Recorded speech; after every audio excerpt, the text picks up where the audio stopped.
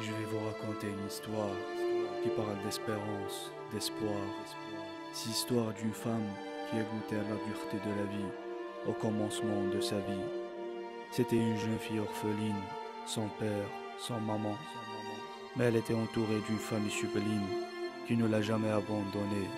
Une famille qui présentait la véritable richesse, celle du cœur, des sentiments. Une famille qui lui a appris à faire face, à avancer tête haute, dignement, à ne jamais rire sur les gens, mais par contre, leur tendre la main, leur sourire, à garder foi dans les pires moments. Car ainsi va la vie, parfois on rit, parfois on pleure. Elle a laissé couler des larmes après avoir vu ses proches qui mouraient. Elle a levé les mains, elle a prié un Dieu clément, miséricordieux. Elle avait la foi, elle avait cette philosophie qui disait que la vie donnait, mais aussi prenait. Et face à la noirceur du désespoir, elle n'a jamais cédé. Elle voyait le monde en blanc, en couleur d'espoir.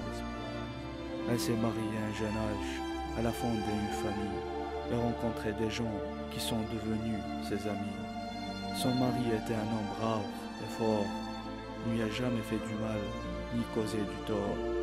Mais un jour, lors d'un accident de travail, il est mort, laissant derrière lui toute seule cette femme face à son sort.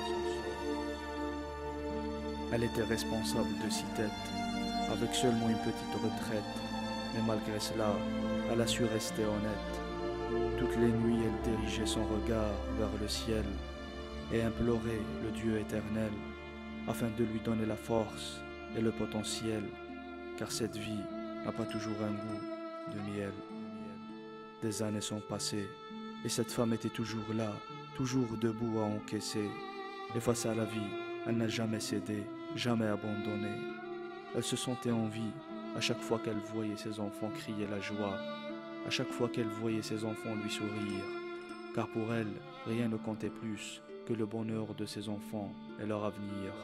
Aujourd'hui, ses enfants sont devenus des hommes et des femmes. Quand je les vois, je me dis, de quelle grandeur était cette femme.